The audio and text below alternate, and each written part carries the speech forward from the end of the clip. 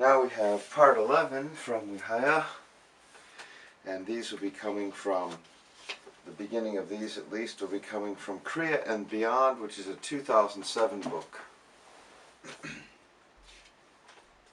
Takai.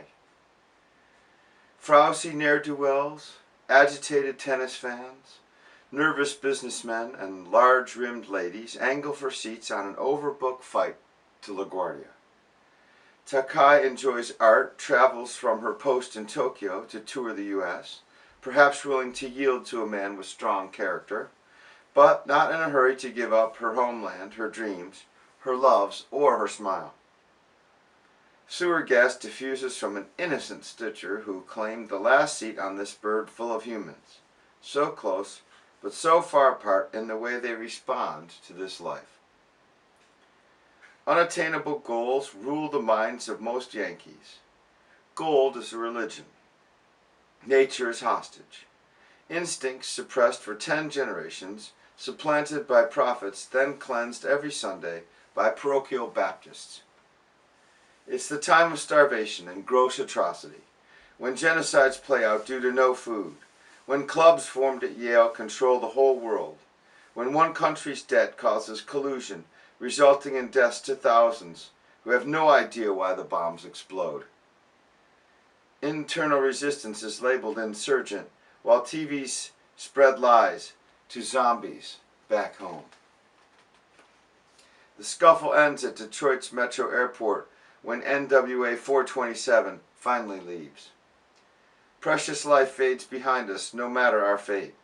Takai slumbers, maybe dreaming of Kawabata's snow country cherries, soft spring blossoms, nature's offerings plentiful, but how many see? Our stitcher, whose art is Santa, hallowed be thy name. Thy shopping comes, thy economy hums. The slaughtered allow all these gains. Beauty realized. Aspiring long-trunked lindens send leaf-shapes spiraling into Highland Park. The peace wave dances, sings, paints, plays, and eats. A fully trimmed church social for progressives, potheads, and artists, activists all. 5 women in pajamas dance fertility, entranced patchouli-laden jaw-dropped gawkers as their seductive gyrations glaze the eyes of men and women alike. Loins slither, mingle, fling jubilant torsos across the full stage. Red scarves tie waists together in a sweet maypole offering officiated by throngs of soft naturalists. Star City of the South nurtures self-made lives. Little cash flow, but long on love. One family fills buckets with magnolia pods. Art objects. Atlas shrugged. Lotus leaves and fountain pools behind the Metropolitan Art Museum reflect sun rays, but not in ways Monet would understand. Cellos ascend to bless the ears of diners from the donor class, while those lily pads and lotus landings resonate on levels only guessed at by geniuses and amateurs alike. Room after room after room after room after room stun mere humans with the peak moments of nearly all the masters. Ancient relics full of universal hum. Feeling visitors tear up. Once cynical multicultural couples soften in amazement. The hoity-toity mingle with Asian tourists in a surreal scene Yves Tanguy would get a kick out of. But it's the quiet ripples in the pool out back, the tumbling leaf in the now safe park, the sad chatter of the magnet peddler whose addiction isn't clear, but whose profit must be small, that fills sensory memory to capacity. Weaver Street at 15, March 4th, 2002. Dark-rimmed Carberonians use muscular hands to lift and twirl hair in a rain-soaked morning that leaves moms and kids bewildered. Over organic oatmeal, Mexican scrambled eggs, home fries, and hummus, conversations fly from clear-cut developments to 8 shades of green to upcoming Reiki sessions. Which parts of today will become remembered tomorrow?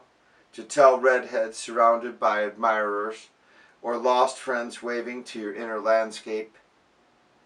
What about the latest bout of ego fusion? Cacophonous mumblings accented by the hysterical giggle of Eureka. Eureka struck feminists. Arch-backed stretching maneuvers surface to draw your eye away from a stunning new arrival. She gets up, snickering, as soon as the ponytailed Latin studies TA approaches the last chair. Outside the eating end of Weaver Street Market, our redhead now walks a young Siberian husky.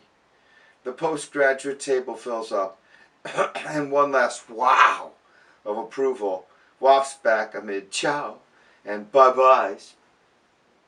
A budding socialist smiles, confident. TA, of course, is teaching assistant. Latin declension, late 2004. Iraq, Iraq. That pit in your stomach grows as tsunamis swell, cars, bombs blow, candidates choke, and stick haulers slump, trying to make it home from the hills. That hole in your heart leads to teardrops as yesterday's garbage becomes today's meal for veterans foraging, left out in the cold. That hunger pang gnaws, turning innards to bile, which comes gushing forth, out nose, mouth, and ass, when flu bugs attack. No vaccine this year. That debt bought by countries who lend us their profits made by slave wages continues to grow. Generous masters finance our greed for now. That bill piles on bills while food choices dwindle in unheated kitchens made warm by true friends. What if money all goes away? Can you survive on food grown by yourself? That boulder, depression, hit square on your windshield. Combustion's last gasp thrown off by a rock. Iraq. Friday, 13 February 2004. We anoint harsh stories. Vincent's ear, Abel's torment, Indira's rage, Bashbish's leap, Shakespeare's dagger, Michael Jackson.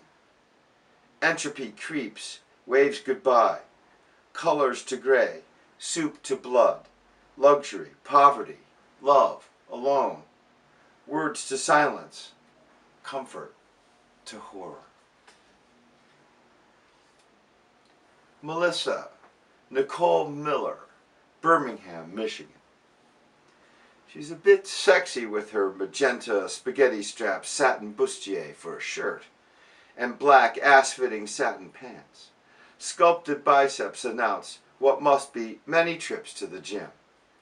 I wonder, does she? She pulls out a lint brush to work on the matching coat because, after all, we're heading to New York in the post-Sex in the City era. It's a boon for us oglers, an uptick for voyeurs. She has a Dalmatian and a baby boxer waiting for her at home, which must be one hell of a sight walking down West 25th Street, dodging art-goers on a crisp Thursday night. The view between seats A and B is superb. Shoulders wave briskly, hair pops precisely, and eyelids, well glittered, look adolescent, but only in profile. And she's not about to make eye contact until the right Mr. Big asks the right question in the right tone. You can't blame wealthy gymnasium stars for hitting the city on a quest for orgasms. Wow, she just bit the nail of her left ring finger while reading Nicole Miller's hotel information. Some poet here, more like soothsayer. She's staying at 160 West 25th Street.